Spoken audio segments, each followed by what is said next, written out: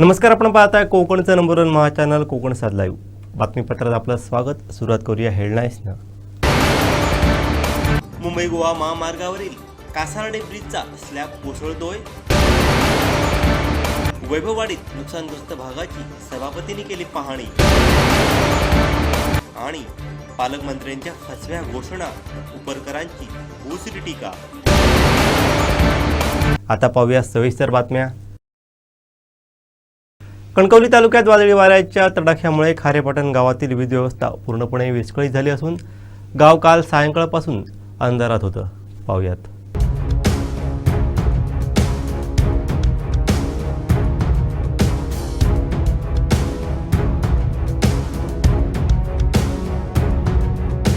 कालपासून वादळ झाल्यामुळे सगळे पूल पडलेले आहेत वाडीत वगैरे, त्याच्यामुळे लोकांची वांदे झालेले आहेत. लोकांचे कोल्ड्रिंक सगळं आईस्क्रीम वगैरे सगळे हे तर शेजारचं आईस्क्रीम दुकान आहे तर सगळं विकळून गेलं. आता लवकर जरा करून द्यायला हे करायला पाहिजे शासनाने.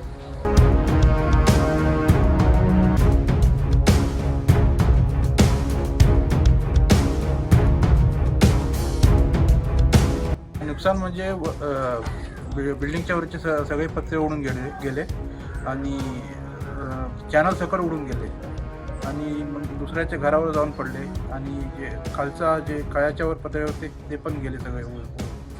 एवढं नुकसान झालं आहे. साधारणतः किती लाखाचं नुकसान झालं असेल आणि प्रशासन काय सांगतं? साधारणतः 10 ते 12 लाखांचं नुकसान झालं आहे. प्रशासनाने आज पाहणी केली, एकंदरीत काय सांगतात? तर काही त्यांना काय भरपाई करून देण्याची विनंती करत आहे. एवढं सांगू शकतो.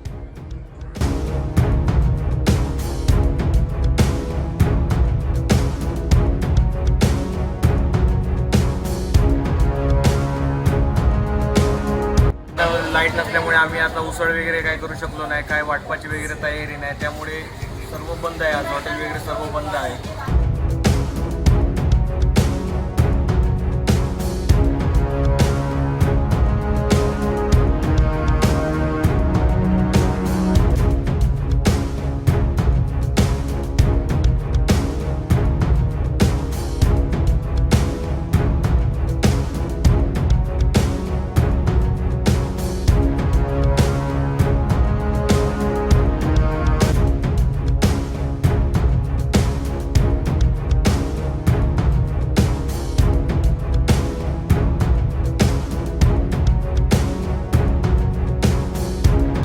काय आता धंद्याची पूर्ण वाट लागली आहे.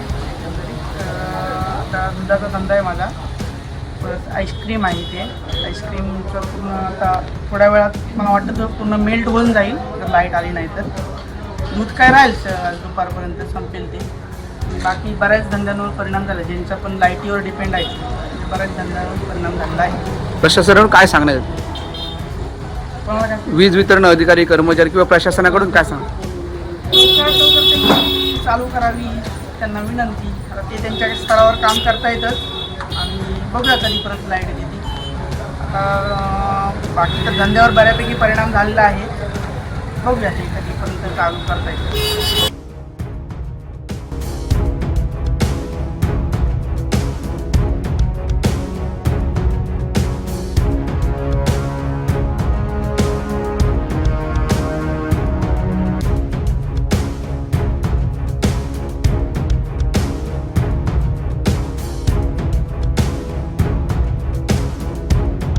कणकवली तालुक्यामध्ये काल झालेल्या पावसामुळे मोठं नुकसान झालं आहे. जास्त करून खारेपाटणमध्ये हे मोठा वादळी तडाखा बसलेला आहे. आपण बघतोय की जे पत्रे ह्या घराचे उडून गेले आहेत. खारेपाटण बंदरवाडी ही आहे आणि या ठिकाणी आता बघितलं प्रशासन आहे ते पाहणी करण्याचे सभापती आहेत, उपसभापती देखील पाहणी करण्याचे उपसभापती सोनू सावंत देखील आलेले आहेत पाहणी नेमकी करतात.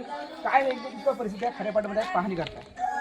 गेले 3 दिवस अवकाळी पाऊस चालू आहे आणि कालच 3-4 वाजता जे चक्रीवादळ आलं त्या चक्रीवादळामध्ये खारेपाटण पूर्ण गावामध्ये आम्ही आत्ता सर्व वाड्या जवळजवळ फिरून आलो. प्रत्येक वाडीमध्ये प्रत्येक लोकांच्या घराची कौलं उडून गेली आहेत, छपरं उडून गेली आहेत. सर्व काजू असतील, आंबे असतील, केळी असतील, झाडं उन्मळून पडली आहेत, घरांवर झाडं पडली आहेत. पूर्ण विद्युत पुरवठा खंडित झालेला आहे. शाळांवर झाडं पडलेली आहेत. पाणी पुरवठा पूर्णतः बंद आहे. अशा ठिकाणी रस्त्यावरती झाडं आहेत, वाहतूक विस्कळीत झालेलं आहे. सगळं पाहणी करताना आज या ठिकाणी आपण बंदरवाडीमध्ये आलेलो आहोत. पालकमंत्री साहेबांच्या सूचनेनुसार सर्वच सकाळी, आज रविवार असून सुद्धा प्रांतसाहेब असतील, तहसीलदार असतील, आमच्या सभापती मॅडम असतील, BDO साहेब असतील, सर्वच खात्याचे प्रमुख या ठिकाणी आमच्या सोबत आहेत.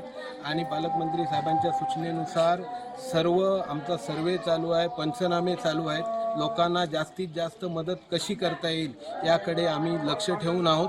जी शासनामार्फत जी मदत होईल ती होईल, आणि जी मदत होणार नाही तातडीची ती सर्व सर्वे करून आम्ही आमच्या पालकमंत्री साहेबांच्या कानावरही घालणार आहोत.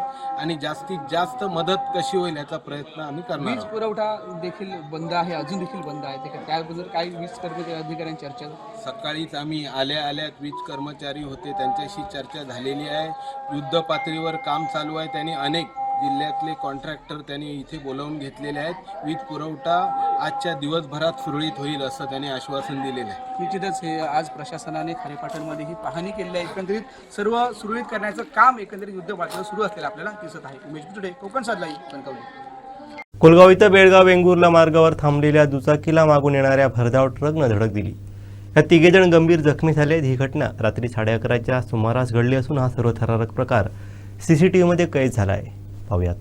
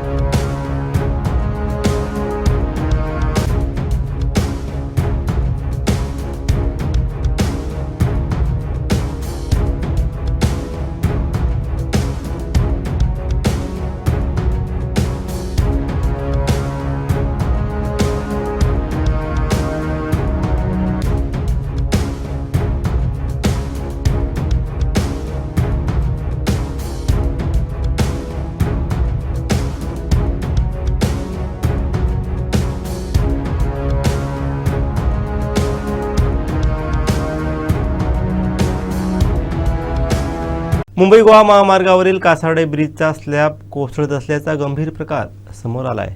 पाहूयात.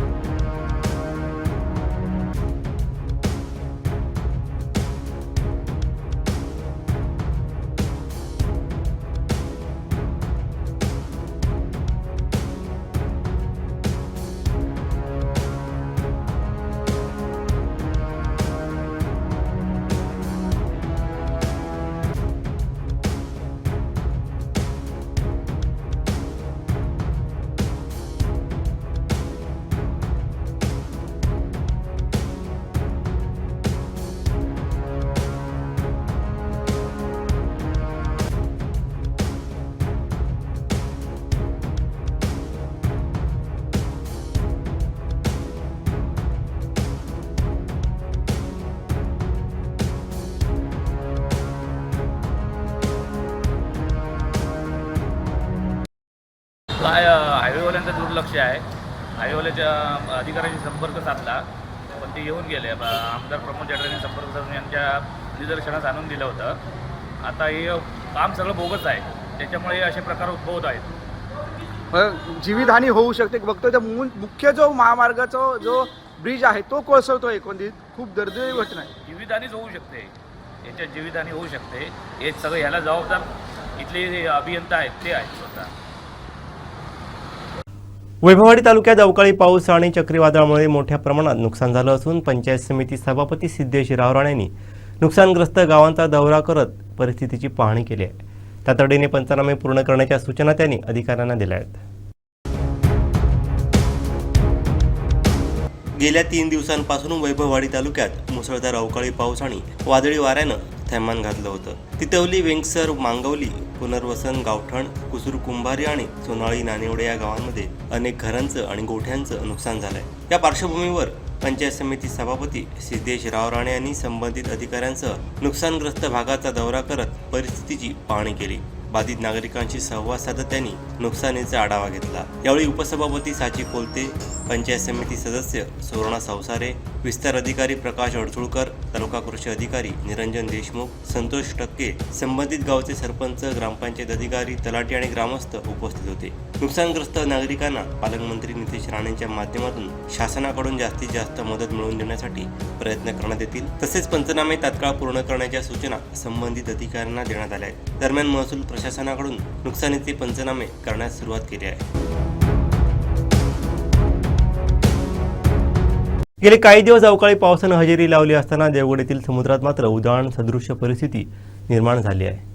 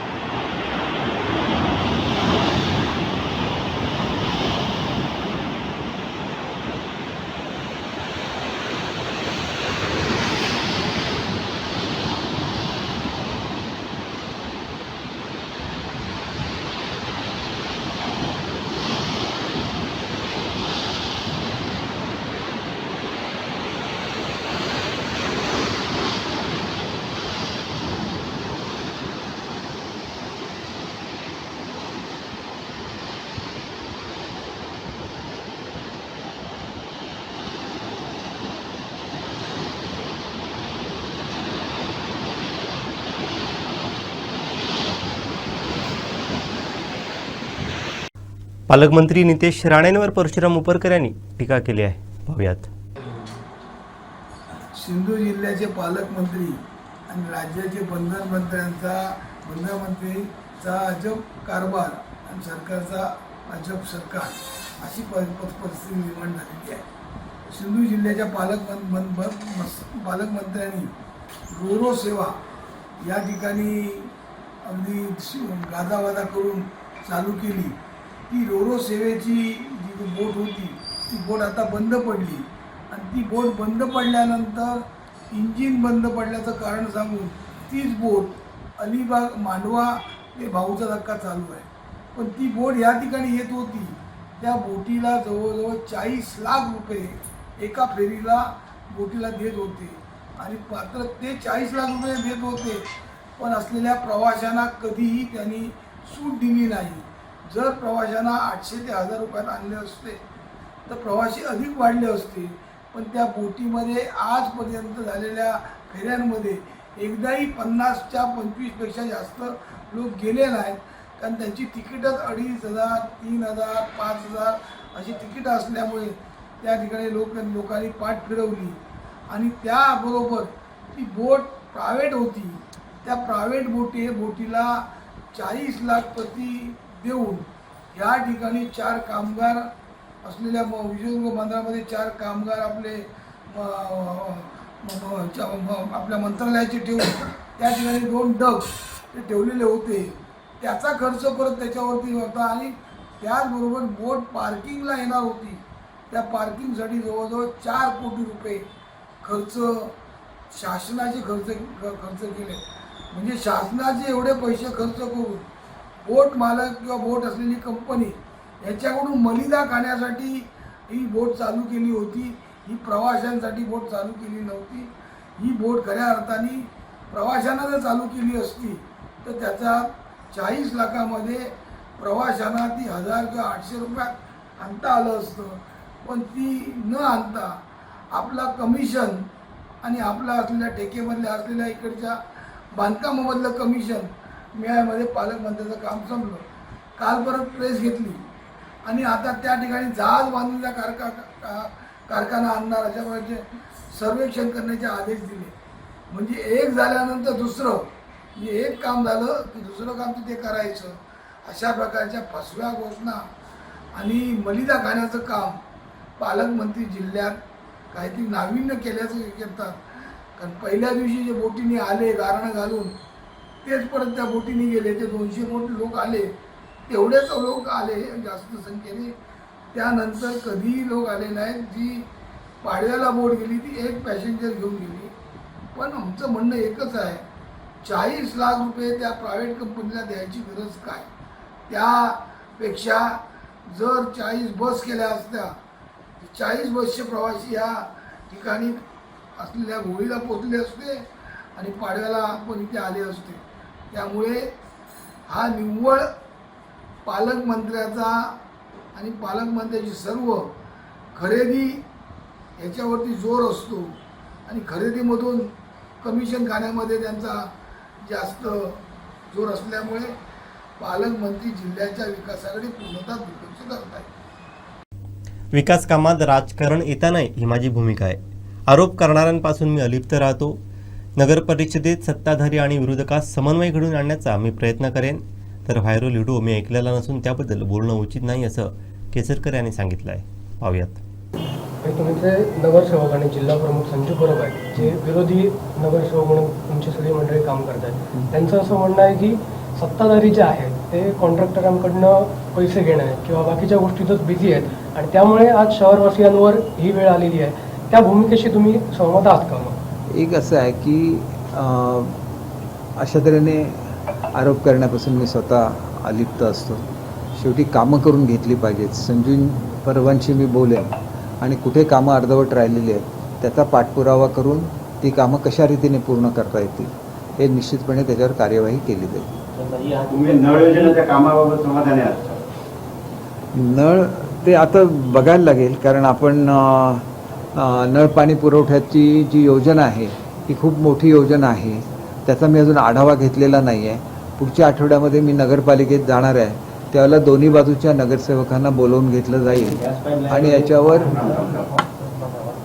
दोन्ही बाजूच्या नगरसेवकांना बोलवून घेऊन ज्या काय डिफिकल्टी शेवटी मार्ग काढला पाहिजे आणि शहरातल्या लोकांना सुविधा निर्माण केल्या पाहिजे, हे महत्त्वाचं आहे. आणि त्याच्यामुळे मला असं वाटतं की कुठेही जर मतभेद असतील तर दोघांनाही एकत्र बसून ते मतभेद दूर केले जातील. एक अशी चर्चा आहे किंवा विरोधी नगरसेवक आरोप पण करतात, एक आमदार म्हणून तुमची भूमिका काय राहील? कारण कॉन्ट्रॅक्टरांना फोन करून कॉन्ट्रॅक्टर मॅनेज करण्यातच सत्ताधारी पक्षाचे लोक कार्यरत असल्याची एक चर्चा आहे, त्याकडे तुम्ही कसं बघाल?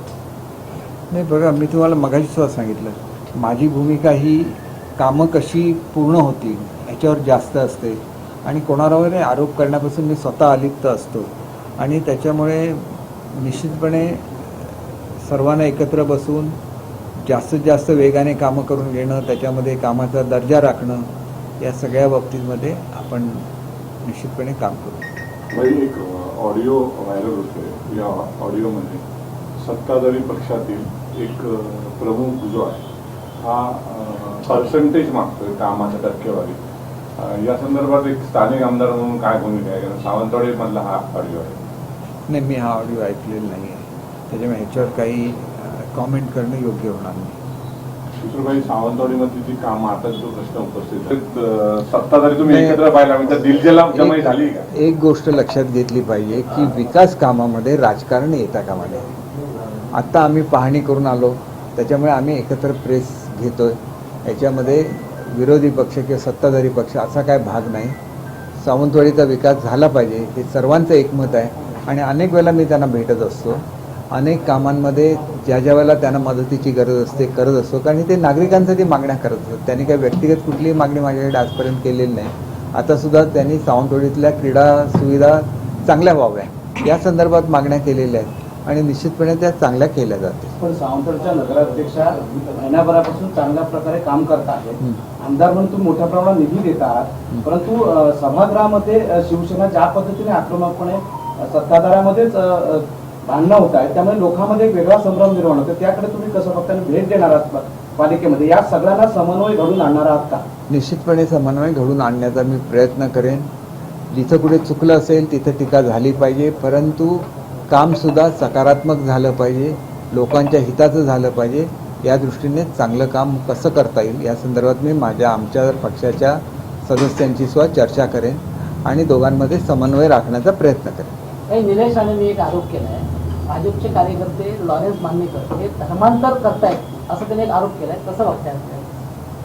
नाही, ह्याच्यावर मी काही स्टेटमेंट करू शकणार नाही, कारण मी हे स्टेटमेंट ऐकलेलं नाही आहे किंवा ह्याच्याबद्दल मला काही माहिती नाही. दगडी खाणींवर झालेली मारहाण चुकीची असून त्याची चौकशी करून यापुढे असे प्रकार होता नाहीत याची दक्षता घेण्यासाठी सूचना देईन. तर दगडी खाणींमुळे नागरिकांना त्रास होणार नाही याची दक्षता घेतली जाईल असं माजी मंत्री आमदार दीपक केसरकर यांनी सांगितलं आहे. पाहूयात. तुम्ही सांगता या घटनेची नोंद घेऊन त्याच्यावर खटला दाखल झालेला आहे असं तुम्हीच मला सांगितलं. सर्वसाधारणपणे असे प्रकार घडता कामा नये आणि घडले तर त्याच्यावर कारवाई झाली पाहिजे आणि ती कारवाई पोलीस 100% करणार याची मला खात्री आहे. साधा 354 हो, दगड मारण्याचा गुन्हा नाही, त्याला मारहाण झालेला. तो जर त्याच्यात मारला असता तर तो ह्याच्यात गेला असता ना माणूस. हे व्यक्ती विलवड्यामध्ये किंवा आपल्या सावंतवाडी तालुक्यात मोठ्या प्रमाणात क्वारीचं साम्राज्य आहे, परंतु महसूल विभाग कारवाई करतं, दंड करतं, परंतु तेच दंड पुन्हा खनिज कर्म विभाग रद्द करतं. हे सगळं स्टेटमेंट चालू आहे आणि त्यामुळे मोठ्या प्रमाणात बेकायदेशीर क्वारींचा प्रकार सुरू आहे आणि त्यामुळे हा प्रकार होतोय की इथे बिहारसारखं चालू आहे. त्यावर आमदार म्हणून तुम्ही दोन्ही खात्याला विशेषतः प्रशासन पूर्णपणे एकीकडे महसूलने गेल्या वेळी 30 लाखाची दंड केला म्हात्रे असताना, परंतु तेच खनिज कर्म विभागाने रद्द केला. गोलमाल आहे. लोकांनी एक दगड मारला तर दंड करतात तहसीलदार आणि नदीची वाळू काढली तर तिथे ट्रक जप्त करतात आणि इथे तहसीलदार बघतच नाही. ही गोष्ट लक्षात घेतली पाहिजे. या दोघांमध्ये वाळू काढण्यामध्ये आणि ह्याच्यामध्ये फरक असा आहे की हे परवानगीशिवाय उत्खनन होऊ शकत नाही. उत्खनन करत असताना परवानगी देताना जे नॉर्म्स घातलेले आहेत त्याचं पालन होतं की नाही हे बघणं महत्त्वाचं आहे आणि तसं ते पालन काटेकोरपणे करण्याच्या संदर्भातल्या सूचना मी दोन्ही विभागांना देईल. पुढच्या आठवड्यात ज्यावेळेला मी पुन्हा सावंतवाडीला येईल त्यावेळेला ह्या प्रश्नामध्ये लक्ष घालेन आणि अशा तऱ्हेने मारहाण तर होता कामा नये, कारण मी ह्या गोष्टीच्या पूर्णपणे विरोधात असतो. तर मी कुठल्या भागामध्ये झालं आहे, कोण त्याला जबाबदार आहेत, सगळ्याची चौकशी करून याच्या पुढे असा प्रकार घडणार नाही सावंतवाडीमध्ये याची दक्षता घेतली. त्या विलवड्याला तर ती जेसीबी किंवा काय करतात मशीन होते जळवून टाकलं लोकांनी ठीक आहे विलवड्याला. म्हणजे त्याचीच घटना जास्त नाही. म्हणजे लोकांचा किती उद्रेक आहे ते फक्त निश्चितपणे इको सेन्सिटिव्ह गावं आहेत सावंतवाडी तालुक्यामध्ये. अशा प्रकारे जर मायनिंग होत असेल, खडी क्रशर असेल किंवा इतर खाणी असतील तर तुम्ही आमदार म्हणून त्याच्यावर काही भूमिका घेणार? एक गोष्ट लक्षात घ्या, तुम्हाला जर रस्ते पाहिजे असतील, तुम्हाला जर इमारती पाहिजे असतील तर खडी ही लागतेच आणि खडीवर त्या मानाने रिस्ट्रिक्शन्स कमी केलेले आहेत. ज्याप्रमाणे आपण मेजर मिनरल्स बंद करण्याचा निर्णय घेतला तसं खडी किंवा चिरे हे लोकांच्या रोजच्या गरजा आहेत, तर तेवढ्या भागल्या पाहिजेत. त्याच्यामध्ये काम करत असताना कुठल्याही पर्यावरणविषयक कायद्यांचा भंग होता कामा नये हे आपण निश्चितपणे बघू. कणकवली नगराध्यक्ष संदेश पारकर यांनी कोणत्या पक्षात जावा त्यांचा प्रश्न आहे, मात्र शिवसेना पक्षात ते आले तर आम्ही त्यांचं निश्चितच स्वागत करू असं मत दीपक केसरकर यांनी व्यक्त केलं आहे. त्याच्यामुळे शिवसेनेच्या वाटेवर आहे चर्चा आहे, त्या संदर्भात तुम्ही शिवसेना नेते म्हणून काय भूमिका आणि काय नेमकं सत्य आहे का? नाही, हे अजून असं काय माझ्या निदर्शनाला आलेलं नाही. आलं तर त्यांचं आपण स्वागत करू. पण तिने एका मुलाखतीला म्हटलंय की एवढी समानताची त्यांची जवळीक आहे आणि मी 200 कोटीचा निधी मिळण्यासाठी आणि उदय शिंदे हे दोनच पर्याय म्हटले आहेत त्यांनी. नाही, त्यांनी काय चॉईस करावा हा त्यांचा व्यक्तिगत प्रश्न आहे, ते तो करतील हे मला खात्री आहे. संदेश पारकर आले तर तुम्ही स्वागत करणार? आमच्या पक्षामध्ये कोणी आलं तरी मी त्यांचं स्वागतच करतो. त्यांना तुम्ही कणकवलीमध्ये मदत केलेली होती भाजपच्या विरोधात, अशा वेळी तुमच्याकडे यायला इच्छुक आहे वाटतं का? आपल्याला बघा, मला एकच गोष्ट सांगायची आहे की त्यांनी काय निर्णय घ्यावा हा त्यांचा व्यक्तिगत प्रश्न आहे, याच्यावर मी काय कॉमेंट करणं योग्य नाही. किंवा निवडणुकीमध्ये मी स्वतः काही कणकवलीमध्ये सहभाग घेतलेला नव्हता, त्याच्यामुळे असा आरोप करणं चुकीचं आहे की आमच्या सहभागामुळे ते निवडून आले, असा आरोप करणं चुकीचं आहे.